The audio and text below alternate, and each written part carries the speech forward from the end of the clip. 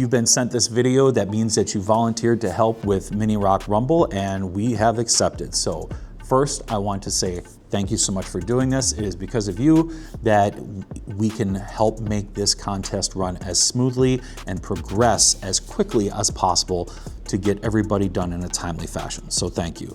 In order for us to judge the contest fairly and consistently, that's very, very important that things are consistent between judges. I am putting together this video to help give examples and guidelines for what to look for when judging this competition. The first thing we're going to talk about is that we are using an app that's called RC Crawl Scorekeeper. I'm going to put a link in the description of this video where you can click to download it, whether you're on iOS with Apple or Google Play Store with Android.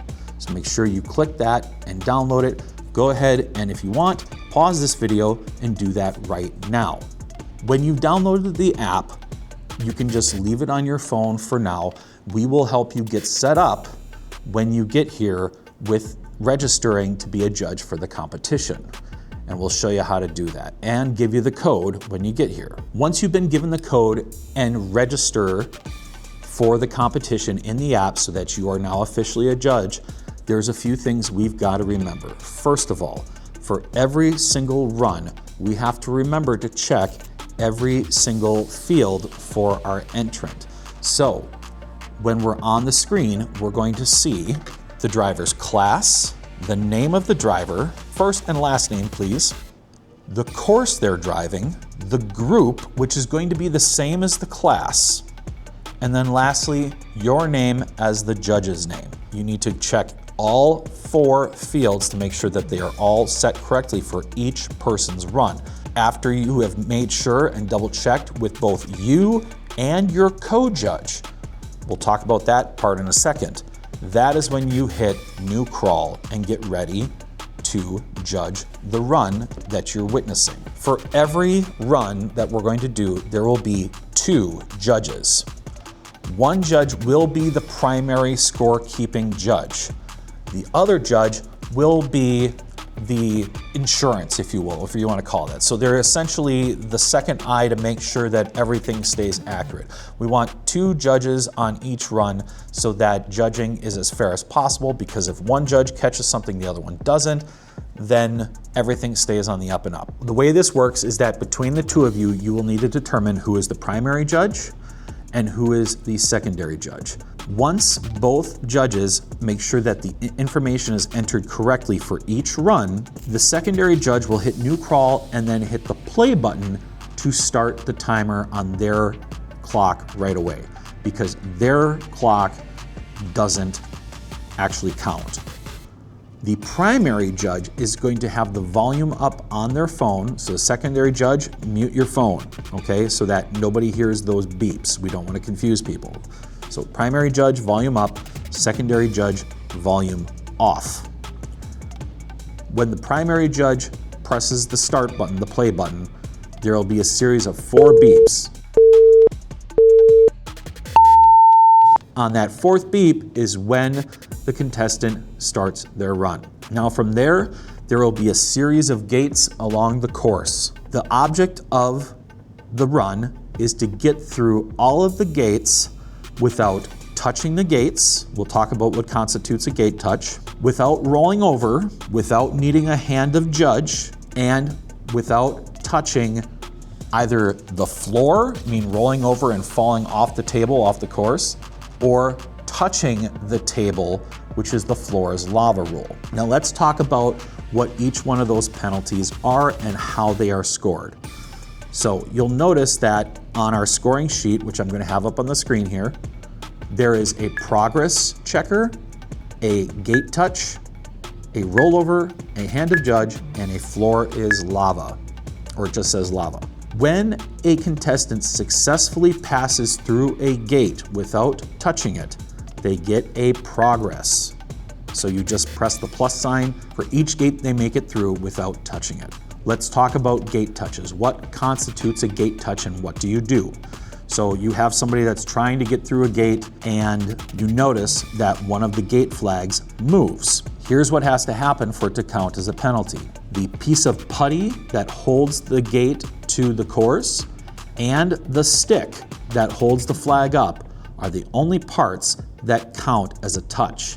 So if they touch the white flag sticking off the gate, that doesn't count as a gate touch. It's only the stick and the putty. Remember that. Now, if they do touch the stick or the putty with their truck, any part of the truck, doesn't matter if it's the tires, body, whatever, then that counts as a gate touch. It's very, very important that you remember that if they touch the gate, they do not get a progress. So let's say we have 3 gates. They're going through gate 1 right here, and they pass through successfully. Boom, 1 progress. They get up to gate 2, and this tire happens to touch the stick. They get a gate penalty and no progress. But at that point, they can drive through the gate, and if they touch it again, it doesn't count. Once a gate is touched or passed, the gate is what's considered dead. It no longer counts against them or for them, for that matter. Now they get to gate 3 and they pass through successfully again, no touches. They now get a progress. Let's do one more example to talk about how this can work. So imagine gate 1 here again, okay? So stick and putty on both sides of the truck. They pass through successfully. Now gate 2 is really funky and it's like over here, okay? In order to get there, they have to maneuver their truck. Now, some people ask me this who have experience with competitions, are we penalizing for reverses? No, reverses are free for us. So they decide they need to back up to make it through this gate to line their truck up. And as they back up, they bump back into gate 1, which they already passed. That doesn't count for anything because they already successfully passed it. Backing up and bumping into it does not penalize them, but it also doesn't count as anything else, okay? It doesn't count as progress, nothing. So now they get through gate 2 and they get through that successfully, they get their progress point. Now to get to gate 3, they have a touch, they would get the touch gate penalty and no progress point. All right, so that covers gate touches. Let's talk about rollovers. Rollovers, what we're defining as a rollover is anytime all 4 bottoms of the tires leave contact with the surface. One more time. All 4 tires, the bottoms, leave contact with the surface. So using this as an example, our truck is sitting here like this, right? This is obviously not a rollover. The truck is doing just fine. But it takes a weird twist and it comes up like this. We still have the bottom of our rear passenger wheel on the surface and the bottom of our front passenger wheel on the surface. This truck has not rolled over. Let's say that we're on an obstacle like this one over here and the truck is like this.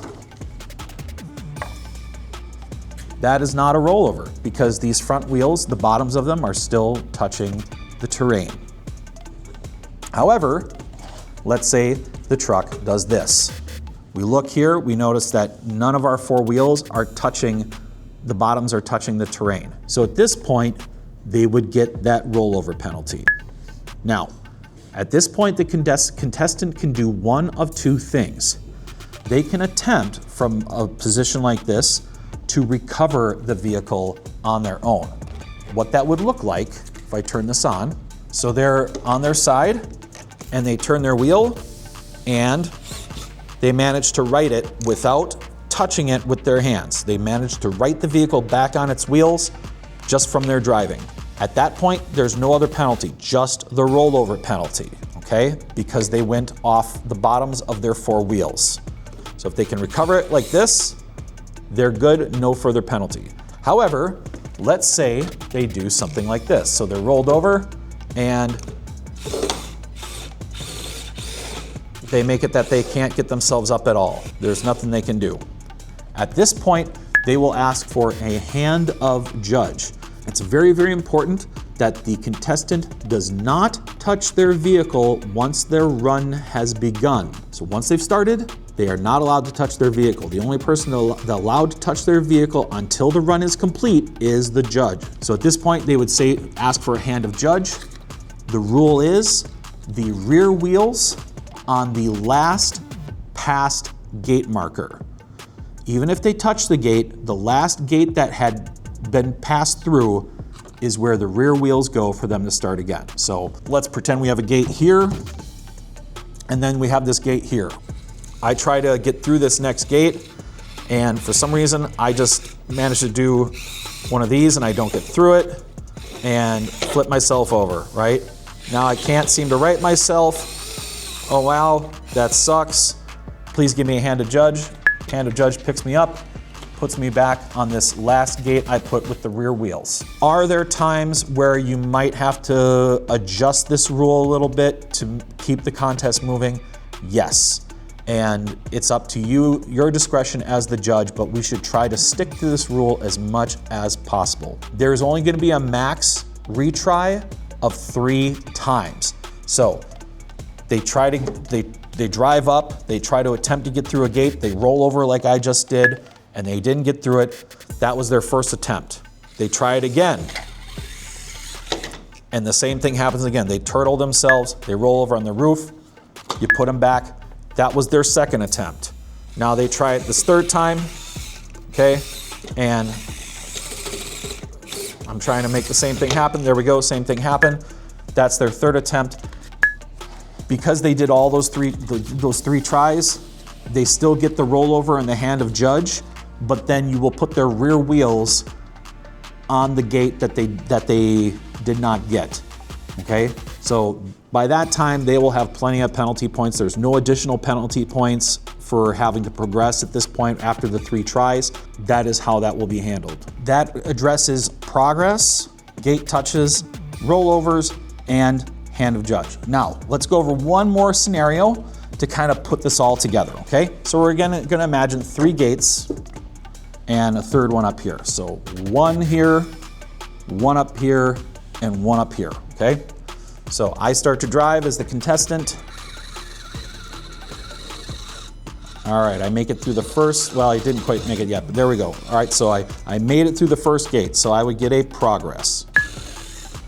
Second gate, oh no, I touched the putty, I'm gonna get a gate touch. And remember, no progress points when there's a gate touch, okay? Now I'm gonna get to the third gate, and I can't quite get up there, but now I roll myself over. I'm gonna get a rollover, but I'm pretty savvy with this stuff. I'm gonna right myself here. So no hand of judge. And now this time, I get myself in here, reposition, and come on. Move the whole thing and roll over again. There's a rollover, okay? There we go. Right myself again, no hand of judge, but now I try to get this gate again. Oh, I rolled over again, okay? There was my third attempt. I'm now gonna take the hand of judge, and my rear wheels are gonna get put there for me to continue on to my run, okay? So that's a great example of all the ways that points and penalties are calculated. The last 2 things, again, floor is lava. So on some of our courses, particularly the SCX 30 course, there will be a tablecloth that looks like lava. If any part of the truck, tires, body, whatever, any part of the truck at all touches the tablecloth that looks like lava, they get a floor is lava penalty. If on either course, the XL course or the SCX 30 course, their truck falls off the table onto the floor, that is a lava penalty. So those are the 2 times that you get the lava penalty. The last one to talk about on here that we haven't addressed yet is bonus. On the course, there will be a bonus section for both courses, and it is the finish rock. On the SCX 30 course, we have Pride Rock, which I don't have in front of me right now, but it looks like Pride Rock from the Lion King. If the contestant gets all 4 wheels up onto Pride Rock and the truck does not fall off, they get a bonus, which is -5 points. So they get to take 5 points off their score. Same thing with the XL course. There is kind of a Pride Rock shipping container.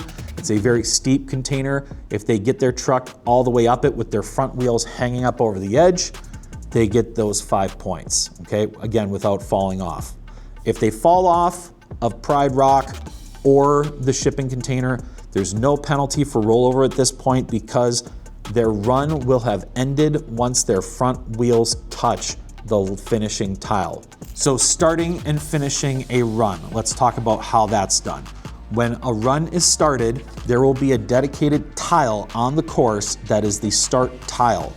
On the start tile, the rear wheels go on the start tile. So if we pretend our Glen Arch here is our start tile, this is how the truck would be set to start the run of the course. When the course is finished, it will be when their front wheels touch the finish tile. One more time for an example. They're running along on the course, making their run.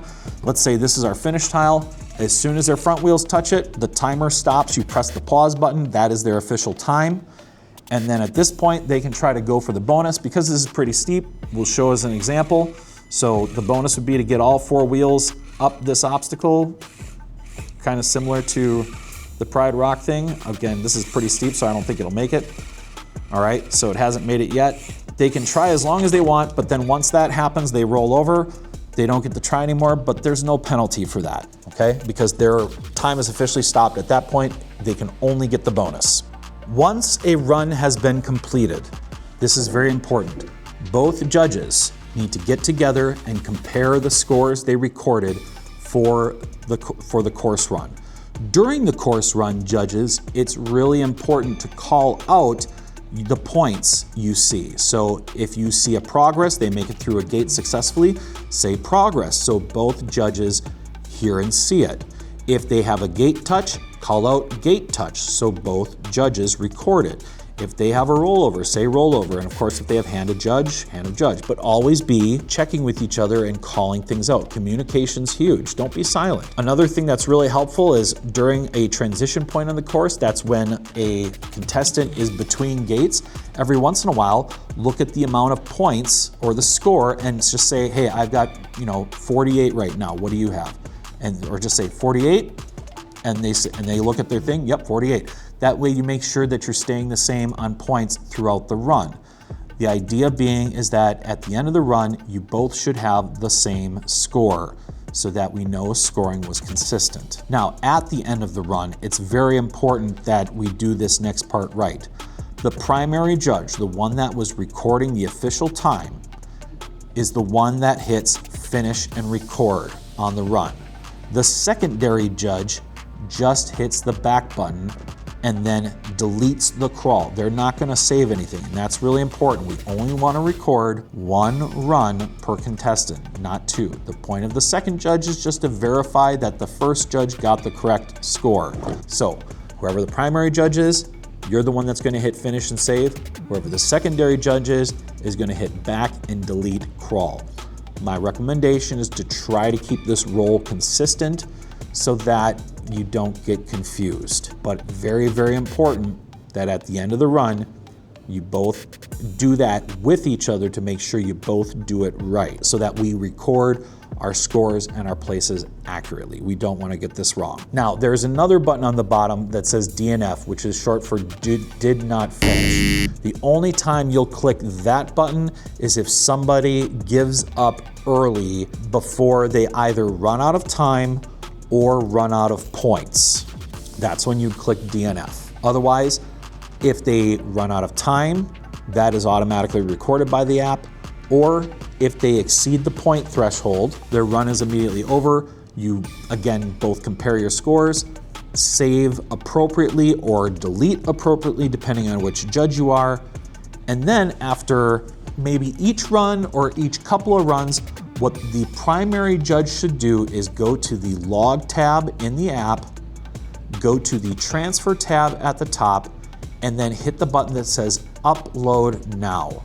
What that's going to do is it's going to upload all of the scores that you've recorded to the official scorekeeping website that goes along with this app. So very, very important that we remember to upload scores every so often, but this is also why it's really important to make sure that the primary judge is the only one that's actually officially saving the score, and the secondary judge deletes the crawl so we don't upload duplicates. So let's recap. There will be 2 judges for every run, whether that's on the standard course or the XL course. So we'll need 4 judges at all times. Remember, before each run starts, both judges should get together and make sure that the class, the driver's name, the course, and the group, which again will be identical to the class, are all selected correctly and entered correctly.